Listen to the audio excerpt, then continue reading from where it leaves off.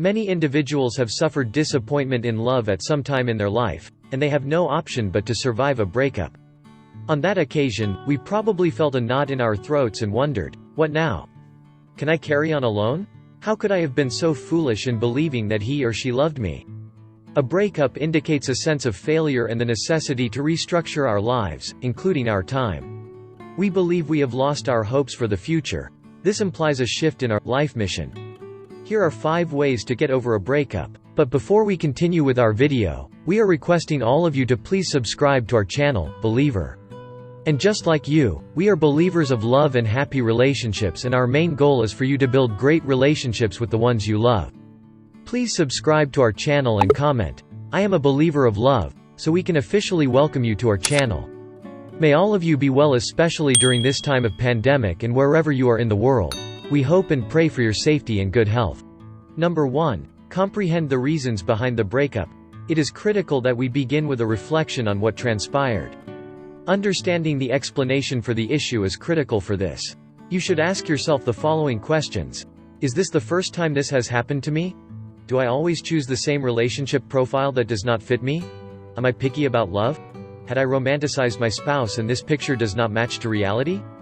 Another concept to get from this study is to recognize what we require from our future spouse, whether it is flaws that we cannot accept and that have undoubtedly resulted in a breakup or qualities that are required for the love connection to succeed. It is critical to be conscious of our requirements, so that we might learn from our mistakes. Number 2, don't make yourself a victim or a martyr. Why me? I don't deserve it. Self-pity can become an easy way out of feeling guilty about what transpired in the relationship. However, it may become a double-edged sword, since the pain engages us, and the suffering can be catastrophic. The inverse position is also quite common. Everything is my fault. Placing blame on everything will not help us overcome it, and you cannot be held completely accountable for the split. The mental condition of guilt and continual self-reproach requires a great expenditure of energy and an internal restlessness that does not report anything positive. Because love is a two-sided coin, if a couple does not work out, it is because both parties committed mistakes. When you accept responsibility for the rupture, you may forgive yourself for your errors. Number 3, accept the end of the relationship. It is extremely normal to go through a phase in which we ignore reality. This cannot be happening to me. You reflect on the wonderful memories you have with that person and find it difficult to accept the truth. He or she no longer loves me. Reality will not alter no matter how much you wish it would.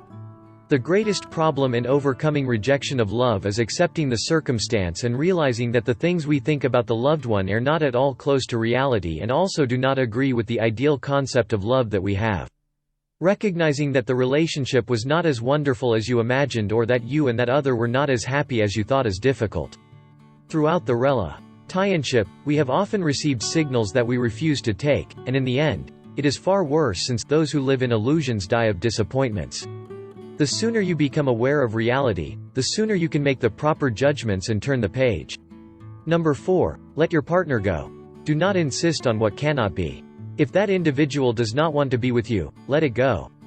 Trying to keep him, her or influence him, her to stay with you will not result in anything positive.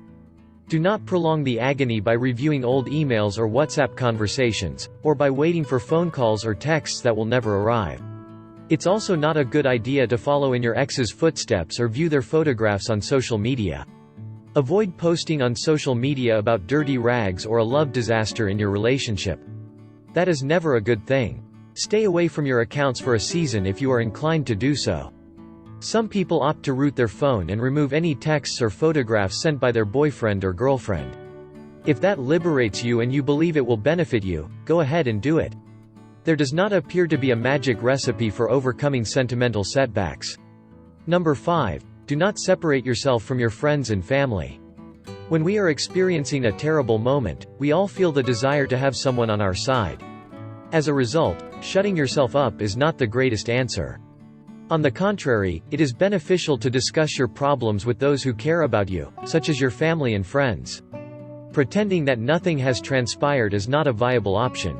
It may appear straightforward in the short term, but it simply serves to postpone the moment to speak with those closest to you about the relationship failure and to spread falsehoods about you.